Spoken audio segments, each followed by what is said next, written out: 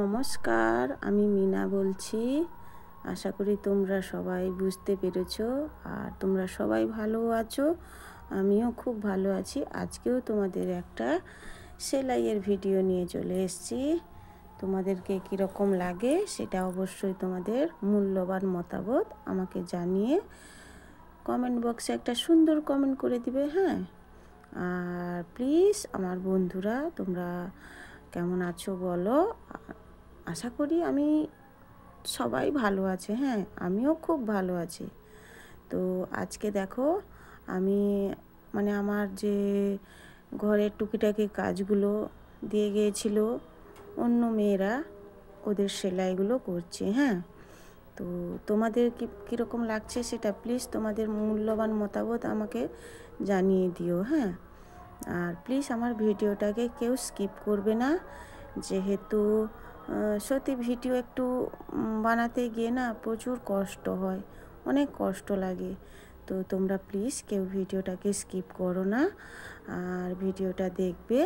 আর ভিডিওটা যদি ভালো লাগে তাহলে লাইক একটা দিও তোমাদের, আর দুষ্টু মিষ্টি একটু কমেন্টও করো। আর যদি ভালো লাগে তাহলে তোমাদের বন্ধুদের সাথেও শেয়ার করতে পারো অবশ্যই। আর আমার চ্যানেলে যদি কেউ নতুন থাকে তাহলে প্লিজ বন্ধুরা আমার চ্যানেলটিকে সাবস্ক্রাইব করে পাশে বেল আইকনটি প্রেস করে আমার সাথে জয়েন হয়ে যাও। আর আমি যদি নতুন কোনো ভিডিও দিয়ে থাকি তাহলে তোমাদের কাছে নোটিফিকেশানটা চলে যায়। হ্যাঁ, তো দেখো তোমাদের সাথে কথা বলতে বলতে আমার কিন্তু সেলাইটা হয়ে যাচ্ছে। দুটো ব্লাউজ আমি আজকে সেলাই করছি। হ্যাঁ,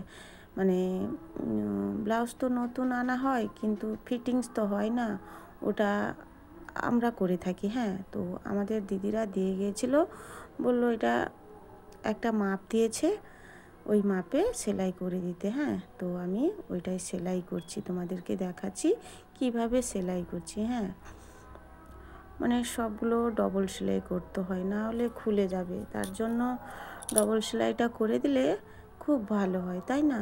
তো তোমরা তো সেলাই দোকানে দিয়ে থাকো, তো ওই রকম সেলাই করে না একটু আমাকে প্লিজ কমেন্ট করে বলে থাকবে তো আমার দিদিরা বোনেরা, তোমরা বলবে তো।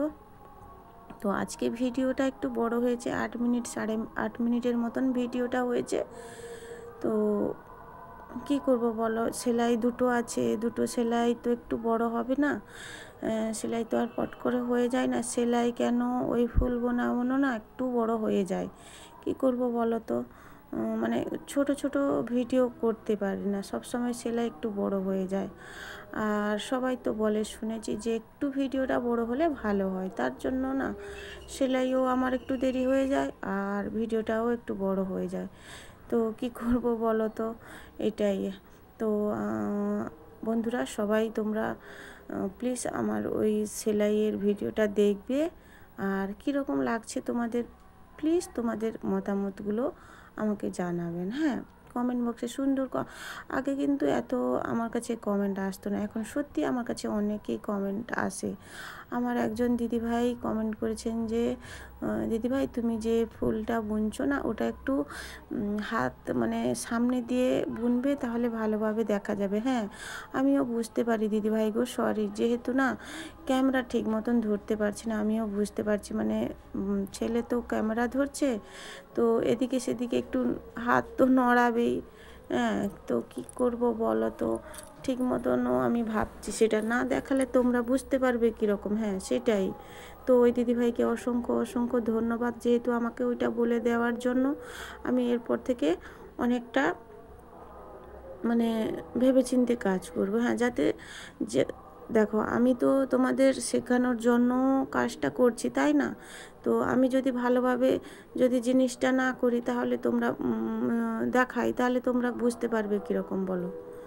দেখো আবার একটা নতুন ব্লাউজ নিয়ে আবার চলে এসেছি, সেটা সেলাই শেষ হয়ে গেছে, এটা সেলাই হচ্ছে। হ্যাঁ, ওই সেলাই সত্যি সেলাই করে করে না আমার মাথা টাথা খারাপ হয়ে যাচ্ছে, জানো তো।